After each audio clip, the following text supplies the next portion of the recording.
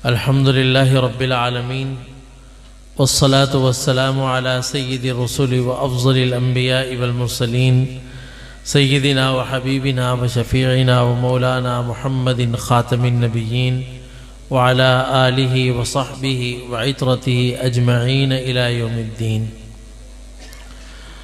अम्मा बअदु फ़अऊज़ु बिल्लाहि मिनश शैतानिर रजीम। बिस्मिल्लाहिर रहमानिर रहीम। क़ुल इन कुन्तुम तुहिब्बूनल्लाह फ़त्तबिऊनी युहब्बिबकुमुल्लाहु व यग़फ़िर लकुम ज़ुनूबकुम। सदक़ल्लाहु मौलानल अज़ीम।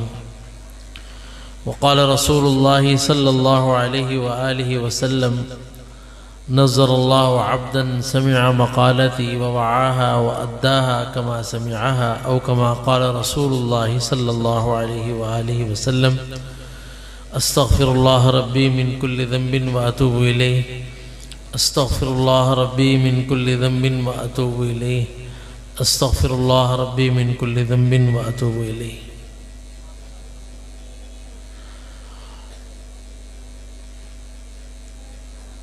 मेरे निहायत ही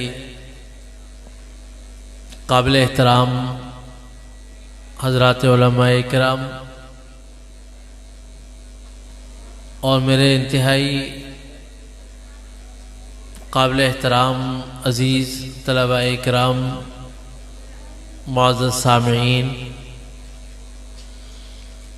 आप हज़रात के सामने भी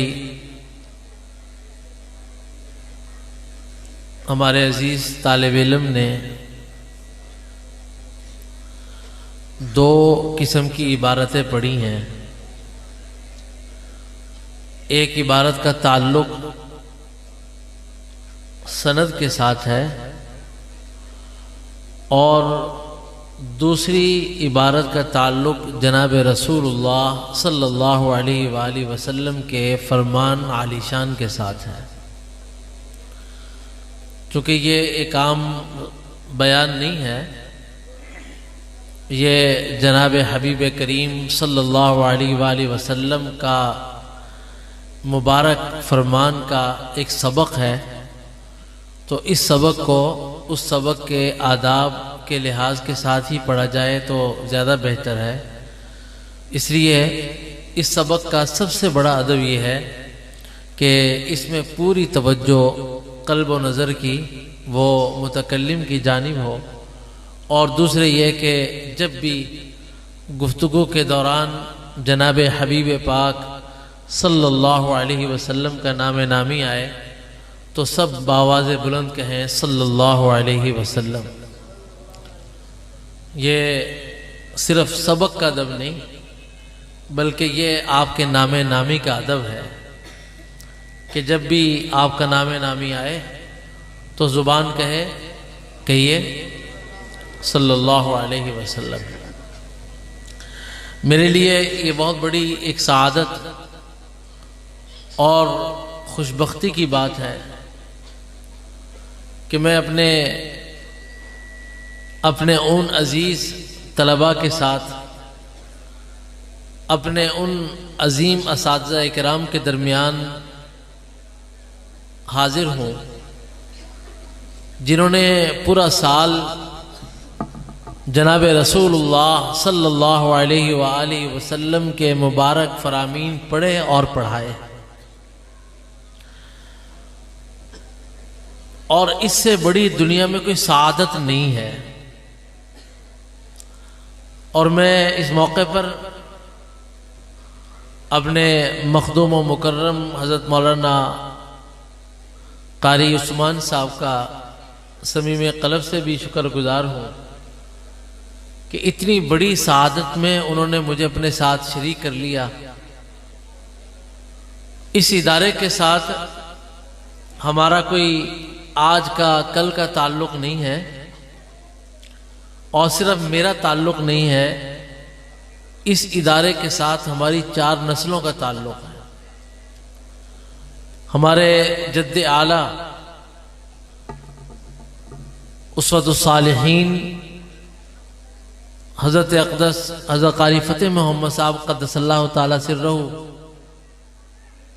उनका इस इदारे के साथ जो ताल्लुक़ है वो अहले चनियोट पर मख्फी नहीं है। और फिर इसी तरह मेरे जद्दे अमजद और मेरे नाना जान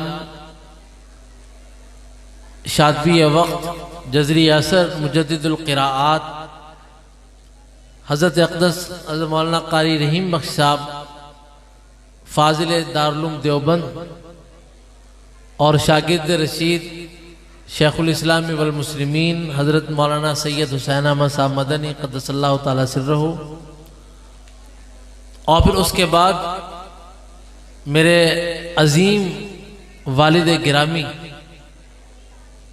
उसवतुस सालिहीन क़ुदवतुल मुजव्विदीन शेखुल उलमा वल क़ुर्रा हज़रत मौलाना क़ारी मोहम्मद यासीन साहब दामत बरकातुहुमुल आलिया, जबकि वो इस उम्र में अपने उमूमी असफ़ार छोड़ चुके हैं, लेकिन वो जामिया फ़तहुल उलूम में सालाना एक मरतबा ज़रूर तशरीफ़ लाते हैं। और अब इसके बाद ये ताल्लुक़ और मज़ीद पुख्ता हो गया कि हमारे अजीज़ और मेरे छोटे भाई हज़रत मौलाना मुफ्ती उज़ैर साहब ज़ीदा मजदूह, वो अल्हम्दुलिल्लाह पिछले साल दौरे से फारिग हुए और जमात तबलीग में एक तवील वक़्त लगाकर अब अपनी तदरीस के आगाज़ करने को हैं। तो मैंने अपनी गुफ्तगू से कबल इस बात को करना ज़रूरी समझा कि हमारे इन बुज़ुर्गों का क़ारी उस्मान साहब के साथ, हज़रत क़ारी लुक़मान साहब के साथ और इनके अजीम वालिद हज़रत मौलाना क़ारी दीन मोहम्मद साहब क़द्दसल्लाहु तआला सिर्रहू और उनके वालिद यानी क़ारी उस्मान साहब के दादा जो हमारे हज़रत क़ारी फ़तेह मोहम्मद साहब रहिमहुल्लाह ताला के मुजाज़ सोहबत भी थे, तो ये एक आपस का एक इतना गहरा और वसी ताल्लुक़ है। अल्लाह तबारक व तआला इस ताल्लुक़ में बरकत नसीब फरमाए। और दूसरे ये कि इस इदारे को दिन दुगनी रात चौगनी तरक्यात व बरक़ात नसीब फरमाए। आज मैं ज़ोहर के बाद हमारे मदीना तय्यबा से मस्जिद नबवी शरीफ के एक मुदर्रिस कुरान करीम वहाँ पढ़ाते हैं, वो तशरीफ़ लाए हुए थे। तो मैंने उनको बताया कि मुझे आज मगरिब के बाद फ़तहुल उलूम में जाना है और वहाँ आज ख़त्म बुखारी शरीफ है। तो वो बहुत हैरान हुए, फरमाने लगे कि मैं तो फ़तहुल उलूम को जानता हूँ, पहले तो वहाँ दौरा हदीस शरीफ नहीं था, तो अब उनके यहाँ माशाल्लाह दौरा हदीस शरीफ हो रहा है। मैंने उनको बताया कि 7 बच्चे हैं माशाल्लाह जो इस साल बुखारी शरीफ का ख़त्म कर रहे हैं।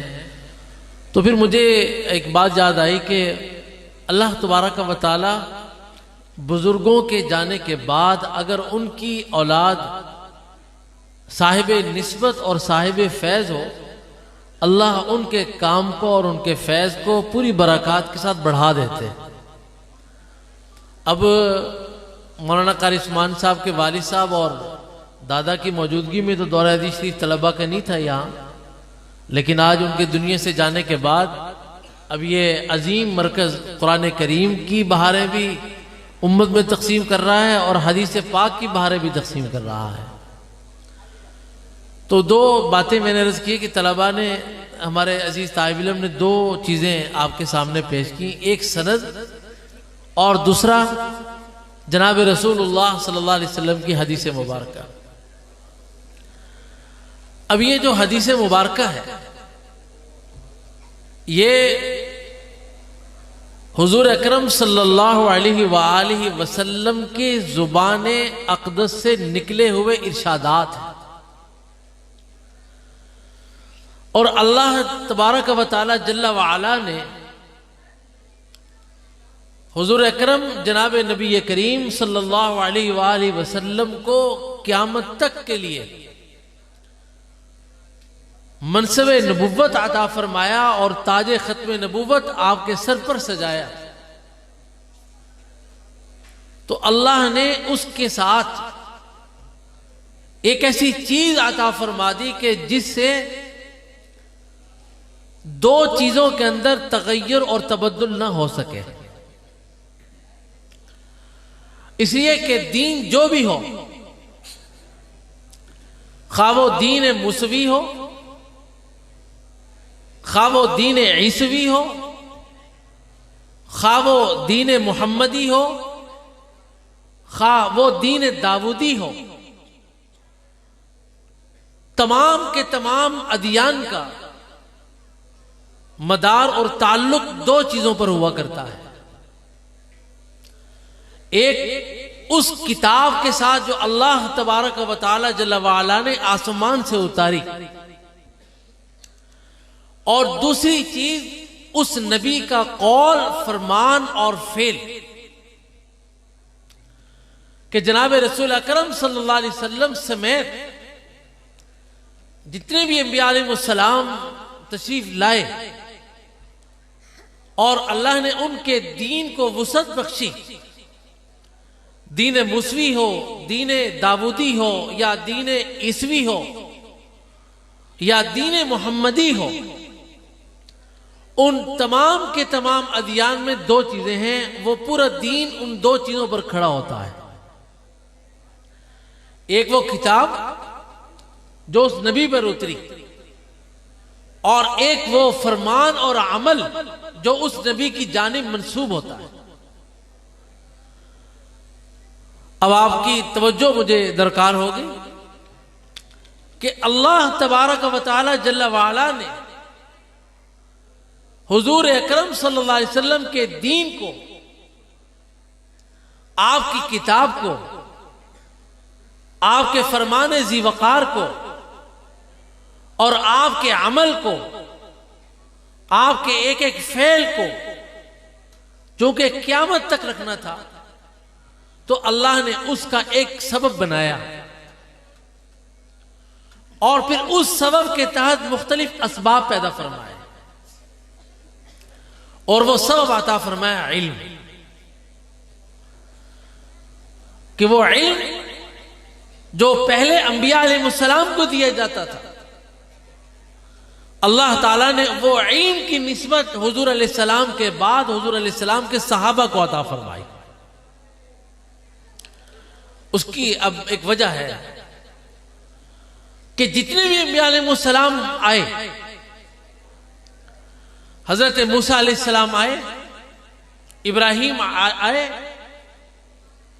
और हजरत दाऊद आए, जितने भी अंबिया अलैहिस्सलाम आए, उन तमाम अंबिया अलैहिस्सलाम के दीन को मुकम्मल और बढ़ाने फैलाने के लिए अल्लाह ने उम्मत के अफराद का इंतखाब नहीं किया, बल्कि नबुव्वत के अफराद का इंतखाब किया।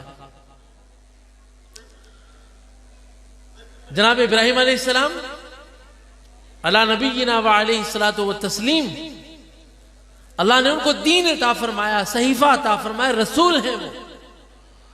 लेकिन जब वो दुनिया से चले गए तो इब्राहिम अलैहिस्सलाम की उम्मत से नहीं, बल्कि इब्राहिम अलैहिस्सलाम के काम को बढ़ाने के लिए अंबिया का इंतखाब किया।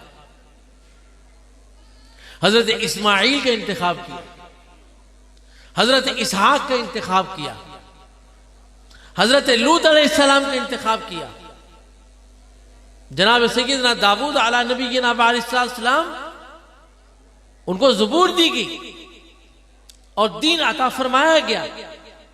लेकिन उनके दीन की तरवीज और इशाअत उनकी उम्मत से नहीं, बल्कि उम्मत के अफराद के बजाय अंबिया का इंतखाब किया गया। सैयदना सुलेमान अलैहिस्सलाम जो हजरत दाऊद के साहबजादे भी थे और हजरत दाऊद अलैहिस्सलाम के मुल्क और नबुव्वत में जानशीन भी थे। हजरत मूसा अला नबीना व अलैहिस्सलातु व तस्लीम के मूसा अलैहिस्सलाम उनके दीन को बढ़ाने के लिए और उनके साथ मुआवनत के लिए अल्लाह ताला ने दो पैगंबर दिए। एक उनके भाई हजरत हारून, और हारून के बाद हजरत यूशा अला नबीना व अलैहिस्सलातु व तस्लीम। अब ये तो मैंने चंद मिसालें आपके सामने पेश की हैं, इसकी 20 मिसालें दी जा सकती हैं, लेकिन हुजूर अकरम जनाब नबी करीम सल्लल्लाहु अलैहि वसल्लम के बाद, चूंकि अल्लाह ने नबुव्वत का सिलसिला नहीं चलाना था, तो अल्लाह तबारक व तआला ने हुजूर के इल्म को सहाबा के जरिए आगे मुंतकिल करवाया। चुनांचे उलमा ने लिखा है कि हुजूर अकरम जनाब नबी करीम सल्लल्लाहु अलैहि वसल्लम का सारा इल्म तमाम सहाबा में फैला, और उन तमाम सहाबा में से 7 सहाबा इकराम ऐसे थे जो हुजूर अलैहिस्सलाम के पूरे इल्म को अपने अंदर लिए हुए थे, और उन 7 सहाबा में फिर 3 सहाबा ऐसे थे जो जनाब रसूलुल्लाह सल्लल्लाहु अलैहि वसल्लम के दीन को ना सिर्फ ये कि उन्होंने अपने अंदर जज़्ब किया, बल्कि उन्होंने आगे उसको फैलाया। हजरत अली कर्रमल्लाहु ताला वजहू, हज़रत सैयदना अब्दुल्लाह बिन मसऊद रज़ी अल्लाह अन्हु, हज़रत सैयदना मुआज़ बिन जबल रज़ी अल्लाह ताला। चुनांचे हमारे फ़िक़्ह हनफी का भी मदार वो हज़रत अब्दुल्लाह बिन मसऊद और हज़रत अली रज़ी अल्लाह ताला अन्हु पर है। तो अर्ज़ ये कर रहा था कि हमारे अजीज तालिब ने आपके सामने सनद पढ़ी, तो अल्लाह तबारक व तआला ने इस कुरान और हदीस को महफूज रखने के लिए एक जो हमें दौलत अता फरमाई, वो दौलत इल्म की दौलत थी, और उस इल्म की जो शनाख्त थी कि ये वाक़तन वो इल्म है जो मुनज़्ज़ल मिन अल्लाह है, ये वो इल्म है जो मिन जानिबिर रसूल है। तो उसके लिए अल्लाह तबारक व तआला ने उम्मत को एक सिलसिला अता फरमाया जिसको सिलसिला सनद कहते हैं। अभी तालिब इल्म ने अल्फाज हदीस तो सिर्फ चंद सेकंड में आपके सामने पढ़े हैं, लेकिन उसको 3 से 4 मिनट लगे हैं अपनी सनद बयान करने में। ये सनद क्या है? ये सनद दरअसल वो उस इल्म के वसूक का नाम है जो अल्लाह तबारक व तआला ने हुजूर अकरम सल्लल्लाहु अलैहि वसल्लम को अता फरमाया। अब मैं इसकी एक मिसाल आपके सामने पेश करता हूं। मैंने शायद इससे पहले भी जिक्र किया हो कि पूरी दुनिया के तमाम अदियान जितने भी हैं, किसी के पास भी अपने दीन की सनद नहीं। आपके पास कुरान है, आपके पास अल्लाह के नबी का फरमान है, पूरी दुनिया के किसी मजहब के पास अपनी किताब और अपने नबी के फरमान की सनद नहीं है। अब हज़रत मूसा अला नबीना व अलैहिस्सलातु व तस्लीम के मानने वाले जो यहूद कहलाते हैं अपने आप को, आप उनसे पूछिए कि आपके पास तौरात की सनद है? पूरी दुनिया के किसी यहूदी के पास तौरात की सनद नहीं है।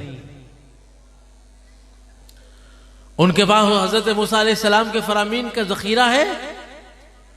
पूरी दुनिया में किसी भी यहूदी के पास हजरत मूसा अलैहिस्सलाम के फरामीन तक पहुंचने के लिए सनद का सिलसिला नहीं है। हजरत ईसा अलैहिस्सलाम की इंजील तक पहुंचने के लिए पूरी दुनिया के ईसाइयों के पास सनद नहीं है। हजरत ईसा के फरामीन तक पहुंचने के लिए पूरी दुनिया के ईसाइयों के पास सनद नहीं है। लेकिन अगर आप मुसलमानों के दरवाजे पर आते हैं और मुसलमानों के उलमा के पास आते हैं, तो आपको जहां जनाब रसूलुल्लाह सल्लल्लाहु अलैहि वसल्लम का मजमूअ हदीस मिलेगा कि ये किताब हुजूर इस्लाम का मजमूअ हदीस है, तो उस मजमूअ हदीस में 1000 हदीसें हों, तो उस 1000 हदीस की 1000 सनदें आपको जरूर मिलेंगी। बुखारी शरीफ में हमारे अजीज तलबा ने, इनके असातिज़ा ने इनको बताया होगा कि बुखारी शरीफ की रिवायात एक कौल के मुताबिक 7000 से ज्यादा है। हाफिज इब्न सलाह इमाम नववी का कौल है, लेकिन यह कौल उनका दुरुस्त नहीं है। हाफिज इब्न हजर अस्क़लानी रहमतुल्लाह अलैह ने हदीस सारी फी मुक़द्दिमत फतिल बारी में फरमाया कि मैंने बाबन बाबन और हदीसन हदीसन एक एक रिवायत को शुमार किया तो उनके नजदीक तमाम के तमाम अहादीस की जो तादाद है वो 9082 बनती। अब ये 9082 अहादीस है सही बुखारी शरीफ। अगर 9082 अहादीस हैं तो इस उम्मत के पास 9082 असानीद है, 9082 संदे हैं और हुजूर अकरम सल्लल्लाहु अलैहि वसल्लम के एक एक फरमान की सनद मौजूद है। और सिर्फ ऐसे नहीं, वास्ता और सनद नहीं है, बल्कि जनाब रसूलुल्लाह सल्लल्लाहु अलैहि वसल्लम ने ये बात कैसे इरशाद फरमाई। आपने खड़े होकर इरशाद फरमाई, आपने बैठकर इरशाद फरमाई, आपने सवारी पर इरशाद फरमाई, आपने चलते हुए इरशाद फरमाई। किस हालत में, किस कैफियत में, दिन में, रात में, मिंबर पर या जमीन पर बैठकर या खड़े होकर किस अदा से आपने गुफ्तगू फरमाई, रावी ने उसको भी जिक्र कर दिया। पूरी दुनिया में इसकी मिसाल नहीं। आपने मुसलसलात का सिलसिला पढ़ा है। मुझे मेरे शेख और मेरे उस्ताद हज़रत मौलाना अब्दुल मजीद साहब क़द्दसल्लाहु तआला सिर्रहू ने 100 से जायद मुसलसलात की इजाजत दी। तो उन 100 से जायद मुसलसलात में क्या है, रावी ने उस कैफियत को बयान किया कि जनाब रसूलुल्लाह सल्लल्लाहु अलैहि वसल्लम ने इस बात को कैसे इरशाद फरमाया। अल्लाह अकबर, पूरी दुनिया में इसकी मिसाल नहीं। आपने कैसे, हजरत अली फरमाते हैं कि मैंने रसूल अकरम सल्लल्लाहु अलैहि वसल्लम से इस रिवायत को सुना इस हाल में कि आपने अपनी दाढ़ी मुबारक को पकड़ा हुआ था। हजरत अली ने आगे इस रिवायत को सुनाया तो उन्होंने अपनी दाढ़ी को पकड़कर आगे इस रिवायत को सुनाया।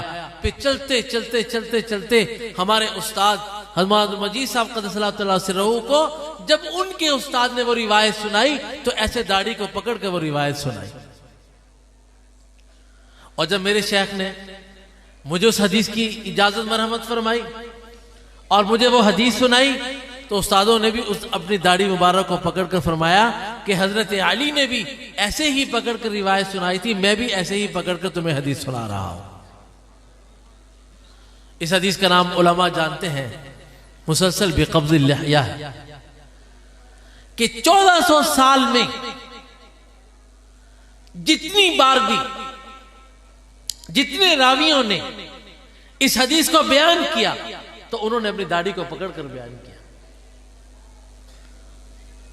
सैयदना मुआज़ इब्न जबल रज़ी अल्लाह तआला अन्हु,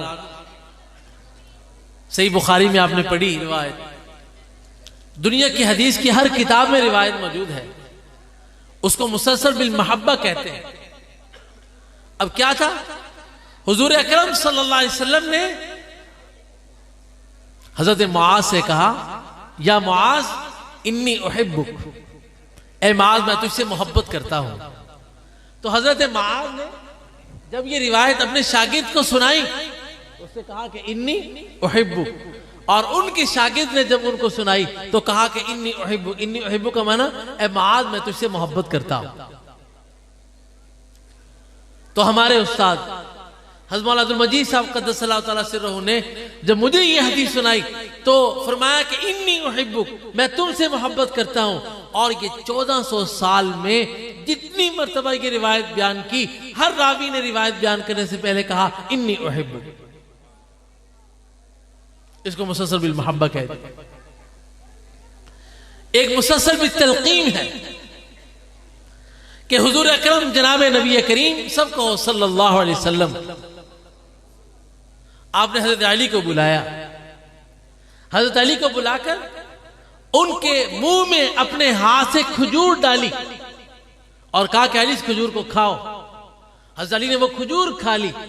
फिर आपने उनको एक हदीस पाक बयान की। हजरत अली ने जब अपने शागिर्द को ये रिवायत बयान की तो उसके मुंह में एक खजूर डाली, उसे कहा कि खाओ। फिर उसको एक रिवायत सुनाई, उस शागिर्द ने आगे नकल की ता आके वो मेरे उस्ताद हज़रत मौलाना अब्दुल मजीद साहब रहमतुल्लाह अलैह तक रिवायत आई तो हज़रत मौलाना अब्दुल मजीद साहब ने मेरे मुंह में खजूर डाली और कहा कि इसको खाओ, और फिर उसके बाद रसूलुल्लाह सल्लल्लाहु अलैहि वसल्लम की वो हदीस मुबारक सुनाई। इतना महफूज दीन है ये कि रावी ने इसको भी याद रखा और यहां तक याद रखा कि हुजूर अकरम जनाब रसूल करीम सल्लल्लाहु अलैहि वसल्लम ने जब ये रिवायत बयान की तो आप मुस्कुरा रहे थे। इसको उलमा मुसलसल बिज़हक कहते हैं कि हुजूर इस्लाम जब ये रिवायत बयान फरमा रहे थे तो आप मुस्कुरा रहे थे। उन्होंने आगे रिवायत बयान की तो वो मुस्कुराने लगे। यहां तक कि मेरे उस्ताद ने जब मुझे वो रिवायत सुनाई तो जब रिवायत सुनाई तो वो मुस्कुरा रहे हैं। ये दीन है, ये दीन सनद के साथ है। इसलिए हजरत अब्दुल्लाह बिन मुबारक रहिमहुल्लाह ताला का वो कौल जो हमारे अजीज तलबा ने सही मुस्लिम के मुकदमे में पढ़ा, फरमाया कि तुम जब किसी से अल्लाह का कलाम और अल्लाह के नबी की हदीस अपना दीन लेने लगो तो देख लो अम्मन ताखुदून दीनकुम, तुम अपना दीन किससे ले रहे हो, तुम अल्लाह का कुरान किससे ले रहे हो, या अल्लाह के नबी की हदीस किससे ले रहे हो। और कहा कि देखो जब तुम्हारे सामने कोई आदमी आकर अल्लाह का कलाम पेश करे, अल्लाह के नबी का फरमान पेश करे तो उससे सनद का मुतालबा करो, इसलिए कि अगर तुम सनद का मुतालबा नहीं करोगे तो जो आदमी जिसके दिल में जो आएगा वो कह देगा। मैंने ये सारी तमहीद इसलिए बांधी कि आज के इस पुरफितन दौर में कुछ लोग टीवी और सोशल मीडिया पर बैठकर मुफस्सिर भी बन गए हैं, मुहद्दिस भी बन गए हैं, फकीह भी बन गए हैं और मुज्तहिद भी बन गए हैं, और वो अपने जाम में इतने बड़े आलिम बन गए हैं कि वो अल्लाह के नबी के असहाब को निशाने पर लिए हुए। इसे याद रखो,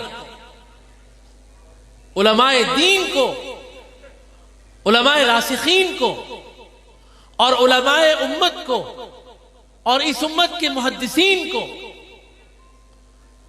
इन लोगों का पता था।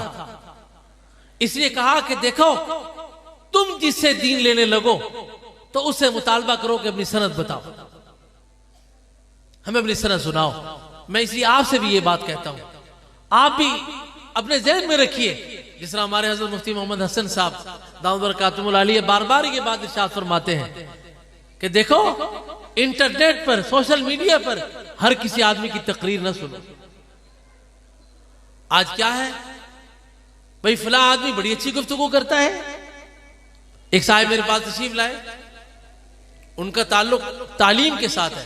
भाई जरा इसको ना छोड़ दे थोड़ी देर के लिए, जरा अब मुझे गुफ्तगू कर लेने दे। आप हजरात भी पूरी तवज्जो के साथ बैठिए।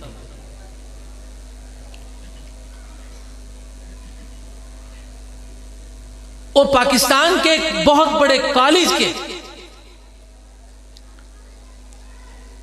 जिम्मेदार हैं और पाकिस्तान भर में उनका सिलसिला है। वो मुझे कहने लगे कि आप उलमा के अलावा दीन बयान करने की किसी को इजाजत क्यों नहीं देते। और वो इतने बड़े आदमी हैं, अब तो करीब में उनका इंतकाल हो गया। रियाज यूनिवर्सिटी में 18 साल तफसीर के वो प्रोफेसर रहे हैं, तफसीर का सब्जेक्ट पढ़ाया 18 साल उन्होंने रियाज में। मुझे फरमाने लगे कराची में कि आप उलमा के अलावा किसी को दीन बतलाने की इजाजत क्यों नहीं देते। आप उलमा के अलावा कुरान पढ़ाने की इजाजत किसी को क्यों नहीं देते। आप उलमा के अलावा किसी को हदीस बयान करने की इजाजत क्यों नहीं देते। आप उलमा के अलावा किसी को मसला बताने की इजाजत क्यों नहीं देते। मेरे लिए उनके लिए जवाब देना बहुत आसान था। मैंने उनसे अर्ज किया, मैंने कहा कि आप पाकिस्तान की इतनी बड़ी कॉलेज के चयन के जिम्मेदार हैं, तालीम के जिम्मेदार हैं, आप मुझे ये बताइए कि आप अपने कॉलेजेस में एक ऐसा आदमी जो बेहतरीन रियाजी का सब्जेक्ट पढ़ा सकता है, लेकिन उसके पास डिग्री नहीं है, उसके पास किसी कॉलेज की, यूनिवर्सिटी की तालीम की डिग्री नहीं है, लेकिन वो रियाजी आपके कॉलेज के प्रोफेसर से अच्छी रियाजी पढ़ा लेगा, आप उसको अपने कॉलेज में मुलाजमत देंगे? उन्होंने कहा कि नहीं। मैंने कहा एक छोटा सा रियाजी का सब्जेक्ट डिग्री ना होने की वजह से आप उसको रियाजी का सब्जेक्ट नहीं देते, उसको पढ़ाने की इजाजत नहीं देते, मुलाजमत नहीं देते। अल्लाह का कुरान इतना हल्का है कि आप उसको 40 दिन के कोर्स के बाद इजाजत दे देते हैं कि आप तफसीर पढ़ा दें। अल्लाह के नबी की हदीस इतनी हल्की है। एक आदमी सोशल मीडिया पर बैठता है, बुखारी खोलकर बैठ जाता है और वो ये कहता है कि जी मैं हदीस को बहुत जानता हूं। अल्लाह के बंदो, इमाम बुखारी रहमतुल्लाह अलैह जैसा आदमी, उसने 16 साल सफर किए और 16 साल सफर करके सही बुखारी शरीफ लिखी है, जिसको आप एक मजलिस में बैठकर बयान कर देते हैं। इमाम बुखारी 16 साल सफर में रहे और इस बुखारी को लिखने के लिए और इस हदीस पाक को लेने के लिए और इस हदीस पाक को उम्मत तक पहुंचाने के लिए उन्होंने जिस जिस दर की ठोकरें खाई हैं आपको अंदाजा नहीं। इमाम ज़हाबी रहमतुल्लाह अलैह ने बड़ी अजीब बात लिखी है। उन्होंने फरमाया कि इमाम बुखारी के उस्ताद जिनसे इमाम बुखारी सबसे आखिर में मिले मिस्र में जाकर, हजरत आदम इब्न अबी इयास रहिमहुल्लाह ताला। आपने भी, हमारे अजीज तलबा ने पूरा साल सिर्फ बुखारी में नहीं पूरी सियाह के अंदर देखा होगा, वबी ये काला हदसना आदम इब्न अबी इयास। ये आदम बिन अबी इयास आपको मालूम है कितने बड़े आलिम हैं। इमाम बुखारी ने मालूम किया कि कितने दिन का सफर है, तो पता चला कि 3 दिन का सफर है। तो वालिदा ने 3 दिन के लिए रोटियां बनाकर दी और जब सफर शुरू किया तो अंदाजा हुआ कि सफर बहुत लंबा है। इमाम बुखारी खुद फरमाते हैं कि 3 दिन के बाद मेरी रोटियां खत्म हो गई, बकिया 4 दिन मैं तने तनहा अपनी किताबों के साथ जंगल में चलता रहा और जंगल के पत्ते खाकर गुजारा करता रहा। तब जाकर आदम बिन अबी इयास से जाकर उन्होंने रिवायतें नकल की और फिर अल्लाह के नबी की हदीस के तहम्मुल के लिए जो तकवे को उन्होंने इख्तियार किया, जिस अमानत को उन्होंने इख्तियार किया और जिस पाकीज़गी को उन्होंने इख्तियार किया, अल्लाह अकबर। इमाम बुखारी खुद फरमाते हैं कि मैं कश्ती में सफर कर रहा था, 1000 दिरहम थे मेरे पास। तो जैसे गुफ्तगू में, असनाए गुफ्तगू में साथ वाले को बता दिया कि मेरे पास 1000 दिरहम। उस आदमी की नीयत खराब हो गई, वो उठा और उसने शोर मचा दिया। उसने कहा कि मेरा 1000 दिरहम गुम हो गया है। उसकी नीयत ये थी कि 1000 दिरहम है, तलाशी होगी, जाहिर बात है, तो इससे इमाम बुखारी से निकल आएंगे तो नतीजे तो मुझे मिल जाएंगे। कि माल को देखकर आदमी की नीयत खराब हो जाती है। इमाम बुखारी रहमतुल्लाह अलैह ने जब ये उसने शोर मचाया, उन्होंने बहुत ही खामोशी के साथ वो 1000 दिरहम की थैली उठाई, समंदर में डाल दी। अब जब उसने ज्यादा शोर किया, तलाशी ली जाने लगी, 1000 दिरहम तो इस तरह किसी से नहीं मिला। तो लोगों ने उसको बहुत झूठा कहा। तो उस आदमी ने जहाज से निकलकर, अपनी किश्ती से निकलकर इमाम बुखारी से कहा कि आपने तो कहा था कि मेरे पास 1000 दिरहम, आपने झूठ बोला था, हल कज़ब था। का वल्लाही मा कज़ब तो कत्तु, अल्लाह की कसम मैंने कभी झूठ नहीं बोला। लेकिन तूने जब मेरे पास 1000 दिरहम था, जब तूने शोर मचाया कि मैं 1000 दिरहम गुम हो गया, तो तलाशी ली जाती तो मुझसे 1000 दिरहम तो बरामद हो जाना था। तो मैंने इसलिए उसको समंदर में डाल दिया कि कल को ये तोहमत न लग जाए कि मोहम्मद बिन इस्माइल एक जगह पर हदीस भी बयान करता है और दूसरी जगह पर चोरी भी करता है। मैंने इस तोहमत से बचने के लिए और इस फन को पाक रखने के लिए अपने 1000 दिरहम को समंदर में गारत कर दिया। इसलिए जहां पर आज ये सही बुखारी शरीफ का दरस और सबक है, इतनी पाकीज़ा किताब है इमाम बुखारी रहमतुल्लाह अलैह की, 16 साल में लिखी जाने वाली ये किताब हमारे हजरत उस्ताद हज़रत मौलाना अब्दुल मजीद साहब क़द्दसल्लाहु तआला सिर्रहू एक मतलब बड़ी अजीब बात उन्होंने इरशाद फरमाई और फरमाया कि लोग ये तो देखते हैं कि इमाम बुखारी ने इतनी बड़ी किताब लिख दी, उनको ये नहीं नजर आया कि इमाम बुखारी का तकवा और उनकी पाकीज़गी और पाकदामनी और उनका अल्लाह तबारक व तआला के साथ ताल्लुक कितना मजबूत था। जैसे उन्होंने अपने उस आदमी से कहा कि मैंने कभी झूठ नहीं बोला, तो इसी तरह इमाम बुखारी रहमतुल्लाह अलैह एक जगह पर फरमाते हैं कि अब ये बात मेरे लिए भी है भाई, आपके लिए भी है, कि इमाम बुखारी फरमाते हैं कि अल्लाह की मीज़ान पर क़यामत के दिन जब मेरा नामा आमाल खुलेगा, उस नामा आमाल में किसी मुसलमान की गीबत नहीं होगी। आज मजलिस खवास की हो, आज मजलिस उलमा की हो, आज मजलिस आवाम की हो, या मजलिस दुकानदार की हो, ताजिर की हो, जब तक किसी पर कीचड़ न उछाल लिया जाए, जब तक किसी पर तबसरा न कर लिया जाए, उस वक्त तक हमारी गुफ्तगू मुकम्मल नहीं है। इमाम बुखारी रहमतुल्लाह अलैह बड़ा अजीब जुमला इरशाद फरमाया है,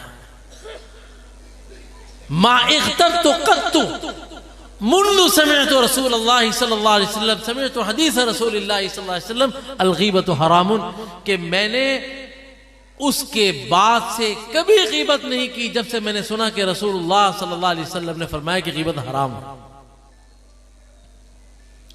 और इमाम बुखारी ने कब से हदीसें सुननी शुरू की?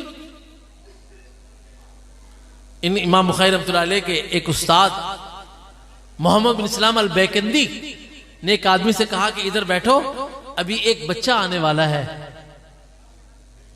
वो बच्चा मैं तुम्हें दिखाऊंगा। इमाम बुखारी आए, अभी वो तो मोहम्मद बिन इस्माइल थे, कौन जाता था कि ये बड़े होकर इमाम बुखारी बनने वाले हैं।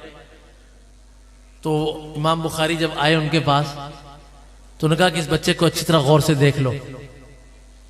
जब इमाम बुखारी उठकर चले गए तो कहा कि इस बच्चे को 70,000 हदीसें हुजूर सल्लल्लाहु अलैहि वसल्लम की जुबानी याद है। तो ये इमाम बुखारी को अल्लाह ने ऐसा हाफजा अता फरमाया। इमाम बुखारी के साथी हैं, उनके साथ पढ़ने वाले हैं इमाम हाशिद बिन इस्माइल रहिमहुल्लाह ताला। हाशिद बिन इस्माइल फरमाते हैं कि हम लोग अपने उस्ताद से हदीस लिखते थे,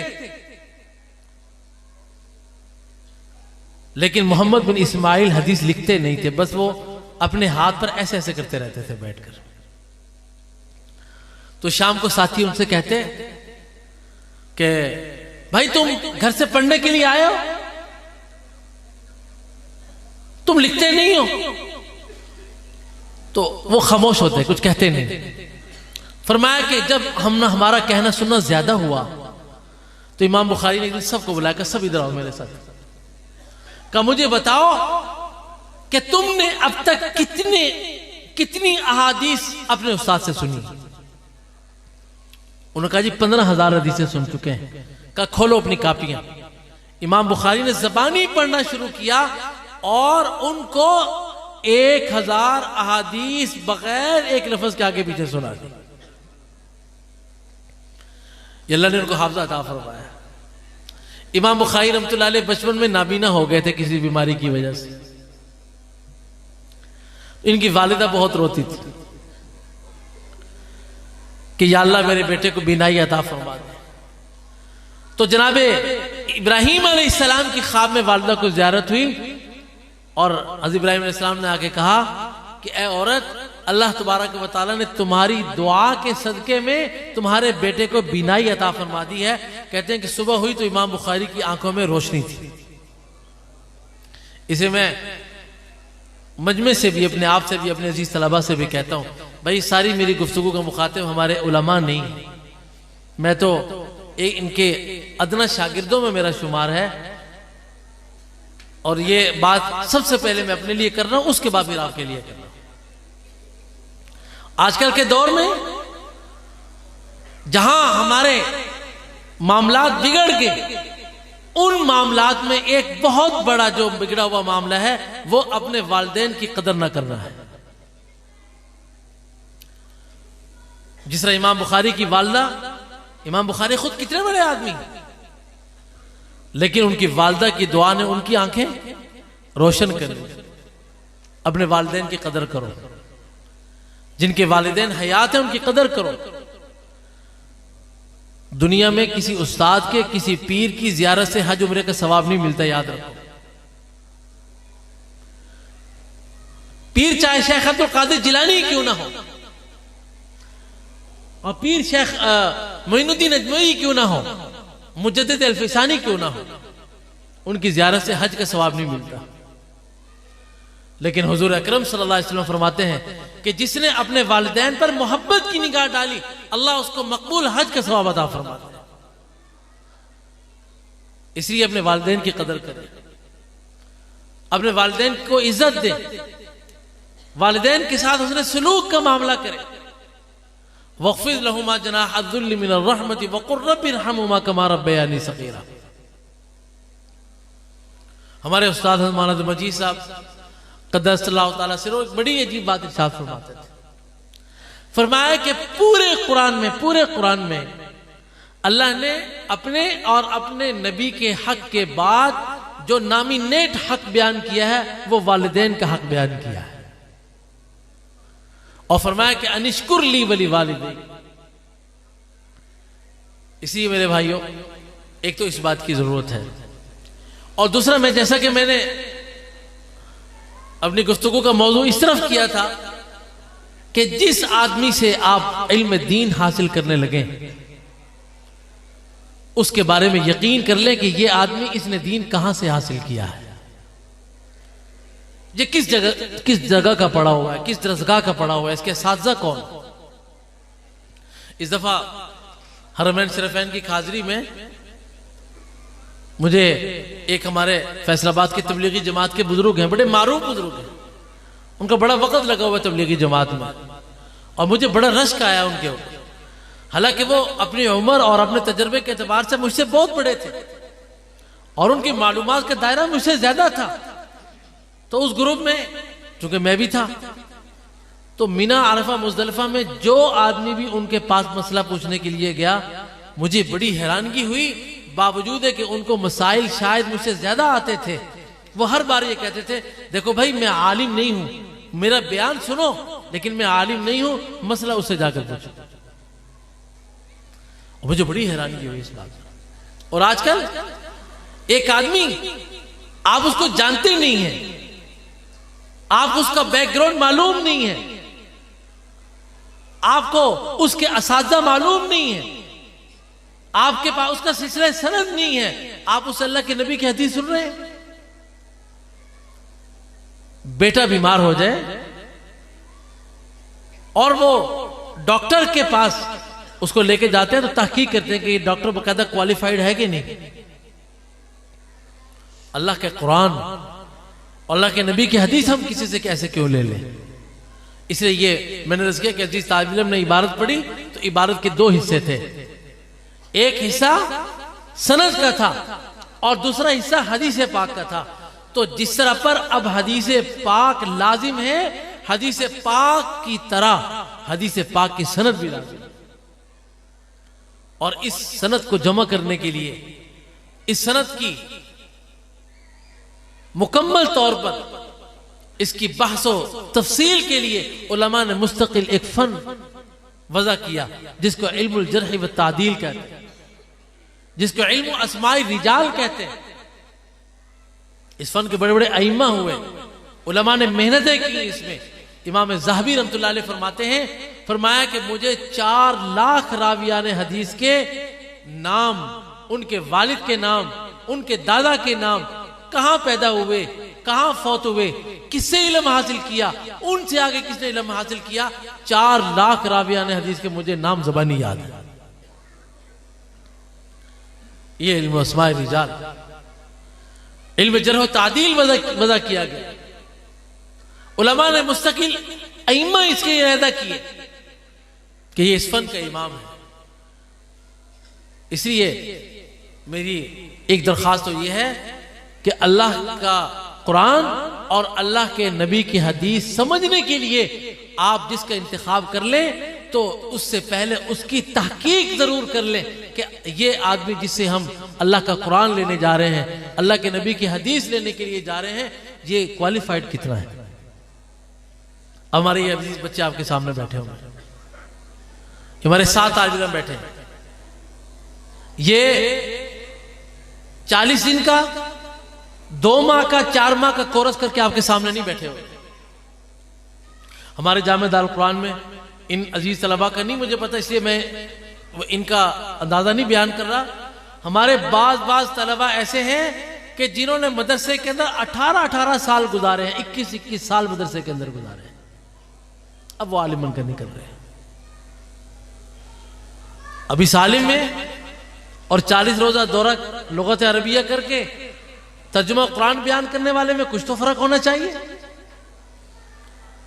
और 16 साल मेहनत करके, एक फन में मेहनत करके और फन में महारत हासिल करके उसके बाद अल्लाह के नबी की हदीस बयान करने वाले में और एक 40 रोजा कोर्स करने वाले की हदीस बयान करने में फर्क होना चाहिए। इसलिए सबसे पहली बात यह है कि हम अल्लाह के नबी का दीन जिससे लें वो उसकी तहकीक जरूर करें। दूसरी बात वो ये है कि मैंने आपके सामने कुरान पाक की एक आयत पढ़ी थी। उस आयत का मकसद ये था कि दीन का अव्वल व आखिर, दीन का सब कुछ वो जनाब रसूलुल्लाह सल्लल्लाहु अलैहि वसल्लम की इत्तिबा है। आपकी इत्तिबा के बगैर कुछ नहीं। इसी उलमा ने लिखा है अगर कोई आदमी आलिम दीन हो, इल्म दीन हासिल किया हो, लेकिन वह मुत्तबे रसूल ना हो तो उससे हदीस नकल करने की इजाजत नहीं। इत्तिबाए सुन्नत लाजिम। मैं एक बात आपको इत्तिबाए सुन्नत के मुतालिक अर्ज कर देता हूं, उसके बाद फिर कुछ हदीस पाक पर गुफ्तगू करके अपनी बात को खत्म करता हूं। हज़रत मुजद्दिद अल-फ़िसानी सब कहे रहिमहुल्लाह ताला, उन्होंने एक बात इरशाद फरमाई। मैं बात को समझाने के लिए उनका यह कौल पेश कर रहा हूं। उन्होंने फरमाया कि एक वो आदमी है जो दोपहर को सुन्नत की नियत से सोता है और दूसरी तरफ वो आदमी है जो दूसरी तरफ 200 रकात नमाज नफल पढ़ता है। हज़रत मुजद्दिद अल-फ़िसानी फरमा रहे हैं कि एक आदमी दोपहर को सुन्नत की नियत से सोता है और दूसरा आदमी वो 200 नफल पढ़ता है। फरमाया कि सुन्नत की नियत से सोने वाला आदमी 200 रकात नमाज नफल पढ़ने वाले से बेहतर है, इसलिए कि ये सोने वाला इत्तिबाए सुन्नत में सो रहा, ये मुत्तबे सुन्नत है। नफल पढ़ना बड़ी ऊंची बात है, लेकिन नफल नफल है और सुन्नत सुन्नत है।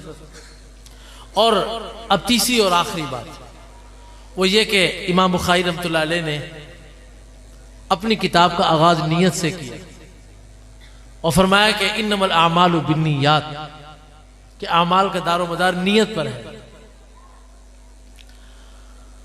और आखिर में रिवायत लेकर आए हैं जिक्र की, सुब्हानल्लाहि व बिहम्दिही सुब्हानल्लाहिल अज़ीम। उन्होंने पहली बात यह की कि देखो हर काम में हुस्ने नियत का एहतमाम करो। आप जो भी काम करने लगे हैं उसमें अल्लाह की रजा की नियत कर ले। हत्ता कि आप चलते हुए राह से एक कंकर उठाकर साइड पे करने लगे हैं, नियत कर लें कि अल्लाह को राजी करने के लिए कर रहा हूं। तो इमाम बुखारी रहमतुल्लाह अलैह अपने इस अमल से, इस सनीयत से ये साबित करना चाह रहे हैं कि जब तुम हर काम अल्लाह की रजा से करोगे और नियत से ही रखोगे तो जिस तरह मैंने अपनी किताब का खात्मा अल्लाह के जिक्र पे किया है तो तुम्हारी जिंदगी का खात्मा अल्लाह के जिक्र पे हो जाएगा। और आखिर में लेकर आए सुब्हानल्लाहि व बिहम्दिही सुब्हानल्लाहिल अज़ीम। मैं आप तमाम हज़रात से गुजारिश करूंगा कि एक मरतबा बल्कि 3 मरतबा इस कलमे को पढ़ लें, सुबहानल्लाहि व बिहम्दिही सुबहानल्लाहिल अज़ीम, सुबहानल्लाहि व बिहम्दिही सुबहानल्लाहिल अज़ीम, सुबहानल्लाहि व बिहम्दिही सुबहानल्लाहिल अज़ीम। कितना अजीम कलमा है ये। अबू दाऊद शरीफ की रिवायत है, हमारे अजीज पढ़ी वो रिवायत कि जनाब सैयदना सुलेमान अलैहिस्सलातु व तस्लीम अला नबीना व अलैहिस्सलातु व तस्लीम, अल्लाह ने उनको जो ताकत और हुकूमत अता फरमाई, हवाओं पर, फजाओं पर, समुद्रों पर, जिन्नात पर, इंसानों पर, चरिंद पर, परिंद पर अल्लाह ने हुकूमत अता फरमाई। अब आजकल तो जहाज बन गया भाई, उमूमी जहाज 300-400 आदमी लेकर उड़ता है। सबसे बड़ा तैयारा अब तक जो इजाद हुआ है वो 2000 तक मुसाफिर लेकर जा सकता है। लेकिन जनाब सैयदना सुलेमान अलैहिस्सलाम, अल्लाह ने उनको जो तख्त अता फरमाया, जो उनका शाही तख्त था, उस पर 2 लाख अफराद के बैठने की गुंजाइश थी और हवा उसको उड़ाती थी। सुलेमान अलैहिस्सलाम का तख्त जा रहा है और एक किसान नीचे हल चला रहा है, तो सुलेमान अलैहिस्सलाम का तख्त देखकर उसने कहा, सुभान अल्लाह मादा उअतिया आलु दाऊद, सुभान अल्लाह, अल्लाह ने आले दाऊद को क्या क्या नेमतें अता फरमाई। हवा ने फौरन कान में पहुंचा दिया किसने ये कहा है। हज़रत सुलेमान अलैहिस्सलाम ने हुक्म दिया कि तख्त उतारा जाए नीचे। उस किसान के करीब लाकर तख्त उतारा गया। आपने उस किसान को बुलाया, इधर आओ, मेरे तख्त को देखकर क्या कहा था? तो वो डर गया, कहा नहीं मैंने तो कुछ नहीं कहा। नहीं तुमने सुभान अल्लाह नहीं कहा था? कहा था। माया कि एक बात समझ लो, और हुजूर अकरम सल्लल्लाहु अलैहि वसल्लम ने उसको बयान फरमाया और इमाम अबू दाऊद ने अपनी सुनन अबी दाऊद में उसको नकल फरमाया। हमारे तलबा ने इस साल उसको पढ़ा है। हज़रत सुलेमान फरमाने लगे, लतस्बीहतुन वाहिदतुन यक़बलुहा अल्लाहु तआला खैरुम मिम्मा उअतिया आलु दाऊद। ऐ किसान, मेरी बात तवज्जो से सुन लो, एक दफा सुभान अल्लाह कह लेना और अल्लाह उसको कबूल कर ले, सुलेमान की पूरी दुनिया की हुकूमत से बेहतर है। उन्होंने फैसला कर दिया कि सुभान अल्लाह, एक दफा सुभान अल्लाह कहना पूरी दुनिया के खजाने मिल जाने से बेहतर है। इसलिए मैंने कहा कि सुभान अल्लाह व बिहम्दिही सुभान अल्लाहिल अज़ीम। और कंजुल उम्माल शरीफ की रिवायत में आता है और सिहा में भी ये रिवायत मनक़ूल है, मिशकात शरीफ में भी रिवायत है कि हुजूर अकरम सल्लल्लाहु अलैहि वसल्लम ने फरमाया कि सुभान अल्लाह व बिहम्दिही सुभान अल्लाहिल अज़ीम, ये वो कलमा और जिक्र है जिसकी बरकत से अल्लाह अपनी कुल मखलूकात को रिज़्क़ अता फरमाते हैं। फिर आपने फरमाया कि 4 कलमे ऐसे हैं, अहब्बु इलैया मिम्मा तलअत अलैहि शम्स, कि पूरी दुनिया जिन जिन चीजों पर सूरज तुलू होता है, ये 4 कलिमात मुझे उनमें सबसे ज्यादा महबूब हैं। एक सुभान अल्लाह, एक अल्हम्दुलिल्लाह, और एक ला इलाहा इल्लल्लाह, और एक अल्लाहु अकबर। और हमारे अजीज तलबा ने सही बुखारी शरीफ में भी पढ़ा और तमाम किताबों में इस रिवायत को पढ़ा कि आपने फरमाया कि देखो सुभान अल्लाह व बिहम्दिही, सिर्फ इतना क्या सब कहो एक दफा, सुभान अल्लाह व बिहम्दिही। आपने फरमाया कि मन क़ाला सुभान अल्लाह व बिहम्दिही मि'a मर्रा, कि जिस वक्त में उसने सुबह और शाम में 100 दफा सिर्फ ये कलमा कह लिया सुभान अल्लाह व बिहम्दिही। मैंने अपनी घड़ी पर देखकर इसको एक दिन अंदाजा किया, 1 मिनट लगा सिर्फ 100 दफा पढ़ने में, 1 मिनट लगा सिर्फ सुभान अल्लाह व बिहम्दिही। बस अल्लाह के हबीब फरमा रहे हैं, मेरी और आपकी बात की क्या औकात है, मेरी और आपकी बात की क्या हैसियत है। हुजूर जमानत दे रहे हैं। आपने फरमाया कि जिसने 100 दफा सुबह 100 दफा शाम ये पढ़ लिया, अल्लाह उसके सारे गुनाहों को माफ फरमा देंगे, अगरचे समंदर की झाग के बराबर ही क्यों ना हो। एक रिवायत में आता है सुभान अल्लाहिल अज़ीम व बिहम्दिही। एक सहाबी आए हुजूर अकरम सल्लल्लाहु अलैहि वसल्लम की खिदमत आलिया में, आखिर के अल्लाह के रसूल, मेरे ऊपर रिज़्क़ बड़ा तंग हो गया, मेरी परेशानी हद से बढ़ गई, मुझे कर्ज ने जकड़ लिया है। आपने फरमाया कि तुम फरिश्तों के जिक्र से क्यों गाफिल हो, कि तुम उस जिक्र को करो, अल्लाह तुम्हारी तंगी को दूर कर देंगे। तो कहा या रसूलल्लाह मुझे तो नहीं मालूम कि वो जिक्र क्या है। आपने फरमाया कि पढ़ो सुभान रब्बी व बिहम्दिही, सुभान रब्बी व बिहम्दिही, सुभान रब्बी व बिहम्दिही।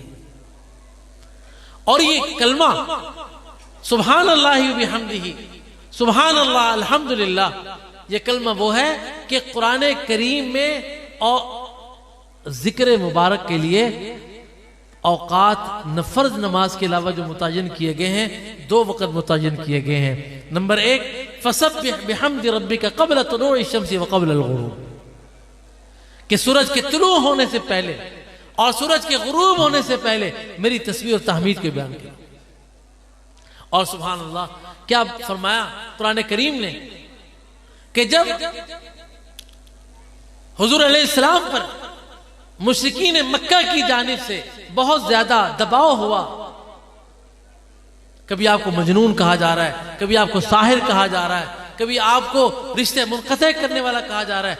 कुरान कहता है वलक़द नअलमु अन्नका यज़ीक़ु सद्रुका बिमा यक़ूलून, कि ए नबी हम जानते हैं ये जो जो आपके मुतालिक बातें कर रहे हैं आपको बड़ा दुख होता है इनकी बातों से। इसका इलाज क्या बताया? सुभान अल्लाह, क्या इलाज बताया? वलक़द नअलमु अन्नका यज़ीक़ु सद्रुका बिमा यक़ूलून, इलाज ये बताया कि फसब्बिह बिहम्दि रब्बिका व कुन मिनस साजिदीन, कि अल्लाह की तस्बीह कसरत से बयान करो, अल्लाह की हम्द कसरत से बयान करो और अल्लाह के सामने सजदे कसरत से करो। और कुरान करीम में ही जनाब सैयदना यूनुस अला नबीना वालैहिस्सलाम कि जब उनको मछली ने अपने पेट में निगल लिया, कुरान कहता है फलौला अन्नहु कान मिनल मुसब्बिहीन ललबिथ फी बत्निही इला यौम युबअस, अगर यूनुस मछली के पेट में हमारी तस्बीह को बयान न करते, अगर यूनुस मछली के पेट में हमारी पाकी को बयान न करते तो क़यामत तक मछली के पेट में रहते। क्या कहा उन्होंने? कुरान कहता है वज़न्नूनी इज़ ज़हब मुग़ाज़िबन फ़ज़न्ना अल्लन नक़दिर अलैहि फ़नादा फ़ी ज़ुलुमाति अल्ला इलाहा इल्ला अंत सुब्हानका इन्नी कुन्तु मिनज़ ज़ालिमीन। कुरान कहता है फ़स्तजबना लहू वनज्जयनाहु मिनल गम वकज़ालिका नुंजिल मुमिनीन, कि हमने यूनुस की दुआ को कबूल किया और उनको गम से निजात दी, और अब क़यामत तक कोई भी मुसलमान, कोई भी बंदा मोमिन वो इन कलमा के साथ मुझसे दुआ करेगा, मैं उसको गमों परेशानियों से निकाल दूं। तिरमिज़ी शरीफ की रिवायत में आता है कि मस्जिद नबवी शरीफ में एक सहाबी आए, उन्होंने हाथ उठाए दुआ के लिए और कहा ला इलाहा इल्ला अंत सुब्हानका इन्नी कुन्तु मिनज़ ज़ालिमीन। आपने फरमाया कि इसने इसमें आज़म के साथ दुआ की, जो आदमी भी अपनी दुआ के साथ इस कलमे को पढ़ लेगा अल्लाह उसकी दुआ को कबूल फरमा ले। इसलिए मेरे भाइयों, मैंने कुछ बातें इस हदीस पाक के मुतालिक भी जिक्र कर दी हैं। आखिर में इमाम बुखारी रहमतुल्लाह अलैह क्या फरमाते हैं कि कलिमतानी हबीबतानी लिर्रहमान, कि 2 कलमे हैं रहमान को बहुत महबूब है। क्या माना है इसका? कि आप इन कलमों को पढ़ते रहें, पढ़ते रहें, पढ़ते रहें, नतीजा क्या होगा? आप अल्लाह के महबूब बन जाएंगे। खफीफतानी अला लिसान, जुबान पर बड़े हल्के फुल्के हैं। बाकी इल्मी बहस असातिज़ा किराम दरसगाहों में फरमा चुके होंगे, उलमा ने इस पर बहस की है, इसको जुबान पर हल्का फुल्का क्यों कहा? उसकी एक वजह है, लिखा है लिअन्नल इस्मा हुवा अखफ़्फ़ु मिनल फ़िअल, इसलिए कि इस्म जो होता है वो फेल की निस्बत जरा हल्का होता है, फेल जरा वजनी होता है और इस्म हल्का होता है। और इस पूरे कलमे में अस्मा इस्तेमाल हुआ है, सुभान अल्लाह व बिहम्दिही सुभान अल्लाह। लेकिन सकीलतानी फिल मीज़ान, अल्लाह के मीज़ान में भारी है। और अल्लाह का मीज़ान कितना बड़ा है। वनज़अल मवाज़ीन अल-क़िस्त लियौमिल क़ियामा, पीछे जो फरमाया हज़रत दाऊद अलैहिस्सलाम ने, आपने अबू दाऊद शरीफ में रिवायत पढ़ी कि दाऊद अलैहिस्सलाम ने अल्लाह तबारक व तआला से दरख्वास्त की कि या अल्लाह मुझे वो मीज़ान दिखाइए जिस मीज़ान पर लोगों के आमाल तुलेंगे। अल्लाह ने फरमाया कि दाऊद तुम्हारी सकत नहीं है उसको देखने की।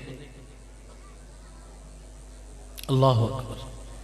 दाऊद अलैहिस्सलाम ने फिर दरख्वास्त कर कि अल्लाह मुझे दिखाइए। आपने कहा कि दाऊद तेरे अंदर सकत नहीं है। उन्होंने तीसरी दफा दरख्वास्त की। अल्लाह ने जब पर्दा हिजाब हटाया, दाऊद अलैहिस्सलाम ने उस मीज़ान को देखा। हुजूर अलैहिस्सलाम फरमाते हैं कि उस मीज़ान को देखकर दाऊद अलैहिस्सलाम बेहोश हो गए, और जब होश आया तो फरमाया कि अर्ज़ किया, अल्लाह इतना बड़ा मीज़ान, इसको कौन भरेगा? सुभान अल्लाह। अल्लाह ने फरमाया कि दाऊद, इतना बड़ा मीज़ान है, इतना बड़ा मीज़ान है, जो आदमी सिर्फ ला इलाहा इल्लल्लाह समीम क़ल्ब से कह लेगा, मैं इस मीज़ान को उसके सवाब से भर दूं। और खुद जनाब नबी करीम सल्लल्लाहु अलैहि वसल्लम फरमाते हैं, आप फरमाते हैं कि अल्लाह का जो मीज़ान है, अगर उस मीज़ान के एक पलड़े में सातों आसमान सातों जमीनें रखती जाएं, फरमाया कि वो उसके एक पलड़े के कोने में पूरे आ जाएंगे, लेकिन मीज़ान खत्म नहीं होगा। सहाबा परेशान हो गए, अल्लाह के रसूल को कौन भरेगा? अल्लाह। इसलिए मैं कभी कहा करता हूं, अल्लाह के रसूल पे कुर्बान जाए। सुभान अल्लाह। अल्लाह के हबीब ने फरमाया कि मेरे सहाबा, मेरी उम्मत घबराने की जरूरत नहीं। फरमाया कि सुभान अल्लाह तमलउल मीज़ान। सुभान अल्लाह कहा, अल्लाह का वो मीज़ान जो सातों आसमानों सातों जमीनों से नहीं भर रहा था, एक दफा सुभान अल्लाह कहा, अल्लाह का पूरा मीज़ान सवाब से भर गया। सुभान अल्लाह। और मैं सुभान अल्लाह तमलउल मीज़ान, अल्हम्दुलिल्लाह तमलउ मा बैन समावाति वल अर्ज़। अल्हम्दुलिल्लाह कहा, जमीन और आसमान के दरमियान जितना भी खला है, अल्लाह इसको सवाब से भर देंगे। इसे फरमाया कि कलिमतान हबीबतान इलर रहमान खफीफतान अलल लिसान सकीलतान फिल मीज़ान। अल्लाह के मीज़ान में बड़े भारी हैं। सुबहानल्लाहि व बिहम्दिही सुबहानल्लाहिल अज़ीम। इसलिए एक तो आखिर में अब मेरी दरख्वास्त यह है कि भाई अपने औकात में कुछ ना कुछ वक्त अल्लाह के ज़िक्र के लिए ज़रूर खाली करें। हमारे पास फेसबुक चलाने का बड़ा वक्त है, हमारे पास व्हाट्सअप चलाने का बड़ा वक्त है। भाई वक्त नहीं है तो अल्लाह के ज़िक्र के लिए नहीं है। 3-3 घंटे बरात का इंतज़ार कर लेते हैं, लेकिन अल्लाह के ज़िक्र के लिए वक्त निकालना गवारा नहीं करते। अल्लाह तबारक व तआला से दुआ है, अल्लाह मुझे और आपको इन तमाम बातों पर अमल की तौफीक अता फरमाए, और इस दरसगाह को, हमारे इन तलबा को अपनी बारगाह में कबूल फरमाए, और हर आने वाले दिन के साथ इस मदरसे को, इस मदरसे के असातिज़ा और तलबा को तासुब क़यामत हर आने वाले वक्त के साथ दिन दुगनी रात चौगनी तरक्यात व बरक़ात अता फरमाए, और हर ज़माने में बेहतरीन असातिज़ा तलबा, बेहतरीन मुंतज़िमीन, मुअल्लिमीन, मुआविनीन, मुखलिसीन, मुतअल्लिक़ीन इस इदारे का मुक़द्दर फरमाए। अक़ूलु क़ौली हाज़ा अस्तग़फ़िरुल्लाह ली व लकुम व लिसाइरिल मुस्लिमीन। सुब्हानक अल्लाहुम्मा व बिहम्दिका अशहदु अल्ला इलाहा इल्ला अंता अस्तग़फ़िरुका अल्लाहुम्मा व अतूबु।